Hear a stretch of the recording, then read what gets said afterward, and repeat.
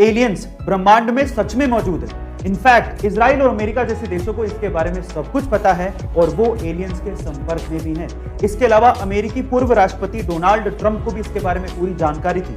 वो दुनिया को इसके बारे में बताना भी चाहते थे, लेकिन एंड टाइम पे एलियंस ने डोनाल्ड ट्रंप को ये कहते हुए मना कर दिया कि मानव जाति इसके लिए तैयार नहीं है। अब आप लोग कहेंगे कि मैं ये कैसी बहकी सी बातें कर रहा हूं, लेकिन ये मेरा दावा नहीं है। ये दावा है इजराइल के अंतरिक्ष सुरक्षा प्रोग्राम के चीफ हेम इशद का, जिन्हें इजराइल में सैटेलाइट जनक भी कहा जाता है। उनका तो ये भी दावा है कि अमेरिका के कुछ साइंटिस्ट और एलियंस ने आपस में मिलकर गैलेक्टिक फेडरेशन बनाई है, जिसका बेस मंगल ग्रह के अंडरग्राउंड में।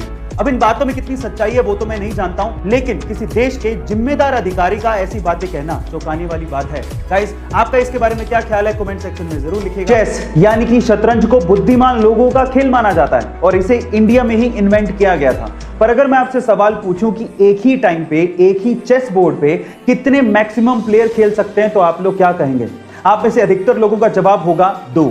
लेकिन इंडिया के भोपाल के रहने वाले आदित्य निगम ने 8 महीने की कड़ी मेहनत के बाद एक ऐसा चेस बनाया है जिसमें एक ही टाइम पे एक ही चेस बोर्ड पे 2 नहीं बल्कि 3 लोग आपस में खेल सकते हैं। मजे की बात यह है कि इसमें कोई एक प्लेयर बाकी दोनों प्लेयर को एक साथ हरा भी सकता है और इस 3 प्लेयर चेस का नाम आदित्य निगम ने ट्राई विजार्ड रखा है। गाइस, दिमाग का खेल बनाने और उसे खेलने में हम भारतीयों का कोई सानी नहीं है। आपका इसके बारे में क्या ख्याल है कमेंट सेक्शन में जरूर लिखिएगा। और गाइस, क्या आप लोग एलियंस पे बिलीव करते हो?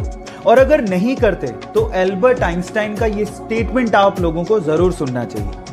एल्बर्ट आइंस्टाइन ने एक बार ये कहा था कि अगर आप लोग ये मानते हो कि एलियंस एग्जिस्ट नहीं करते, ये वैसा ही है जैसा कि एक समंदर में से एक चम्मच पानी निकालना और फिर उसको देखते हुए बोलना कि इसमें कोई शार्क या व्हेल तो नहीं है, इसका मतलब समंदर में भी शार्क या व्हेल नहीं होगी। कितना ठग लाइफ स्टेटमेंट दिया था आइंस्टाइन ने।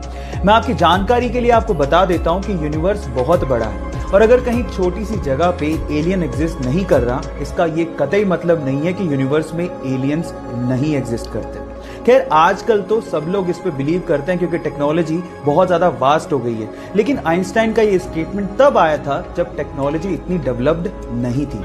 आपको ये फैक्ट जान के कैसा लगा चैट सेक्शन में लिखना मत भूलिएगा।